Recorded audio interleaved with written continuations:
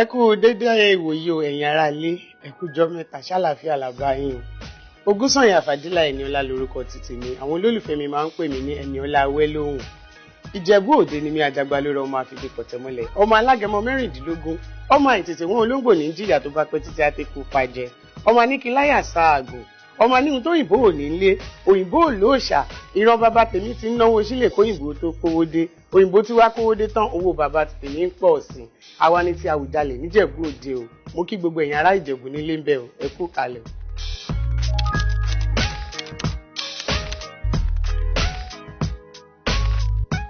Mo lọ sí ilé ìwé alákọ̀ọ́bẹ̀rẹ̀ ní Etítalẹ̀ Primary School, ìyẹn ní ìlú Ìjẹ̀bú Òde ń bí. Mo tẹ̀síwájú ní Ìjẹ̀bú Muslim College, bákan náà ní ìlú Ìjẹ̀bú Òde. Ilé ìwé tí mo wá lọ tó jẹ́ ilé ìwé gíga òun ni Táyéṣọ́láàrin College of Education in affiliation with Ibadan, University of Ibadan ní ìgbà náà lọ́hùn.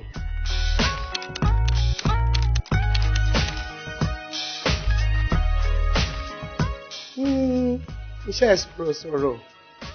Mo bẹ̀rẹ̀ iṣẹ́ sọ̀rọ̀sọ̀rọ̀ láti bí ọdún 6 sí 7 sẹ́yìn ní ìlú Ìjẹ̀bú Òde kó tó di wípé àwa ń lọ káàkiri.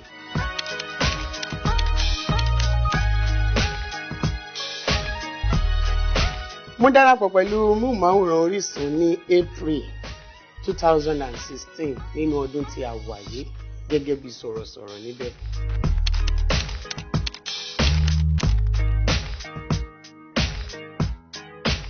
Ètò àkọ́kọ́ tí mo kọ́kọ́ ṣe nínú iléeṣẹ́ Orísun ni bó ṣe ń lọ níbi tí a ti máa ń bá àwọn ará wa sọ̀rọ̀ níbi ìdónílé bí a ṣe lè dónílẹ̀ bí a ṣe lè dónílé léyìí tí a máa ń pè ní real estate, bóyá a fẹ́ kọ́lé ni, bóyá a fẹ́ ralé ni, a fẹ́ talẹ̀ ni, a fẹ́ ralẹ̀ ni, bẹ́ẹ̀ bẹ́ẹ̀ lọ.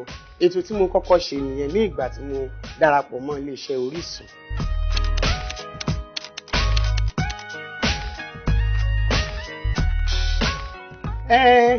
Láti ìgbà tí mo ti darapọ̀ mọ́ Orísun kò sábà sí ìdojúkọ tó pọ̀ náà lọ títí, ṣùgbọ́n kò sí béèyàn ṣe máa wà tí ò ní rí àdojúkọ díẹ̀díẹ̀.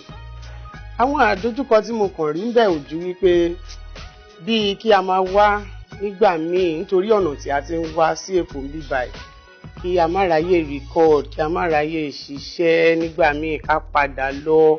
Tàbádẹ̀ tún padà lọ, àwọn stress tí a máa ń bá pàdé lọ́nà. Ìgbà míì lóru tó bá di ní alẹ́ bí aago 12 kó di aago 12 ká tó máa wọlé, táwọn ọmọ náà dẹ̀ tún wà nílé, tólúwẹ̀ náà dẹ̀ tún lọ́kọ nílé. So àwọn nǹkan báyẹn bọ̀ èmi kàn nígbàgbọ́ pé kò sí iṣẹ́ tí ò ní ìṣòro títí àbí àdójúkọ títí ẹ̀.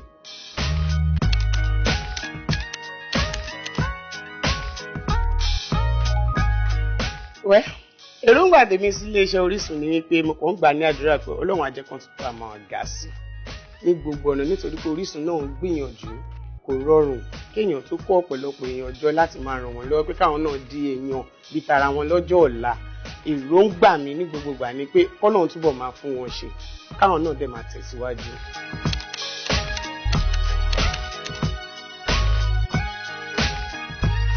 Mo kọ́ ẹ̀kọ́ wípé ó dáa kí èèyàn máa ní sùúrù àkọ́kọ́, kéèyàn dẹ̀ máa ní ìtẹríba ní gbogbo ibi téèyàn bá dé. Kò síbi tí ò tíì ṣe, ṣùgbọ́n sùúrù nìkan tí mo kọ́ níbẹ̀ nílé iṣẹ́ Orísun.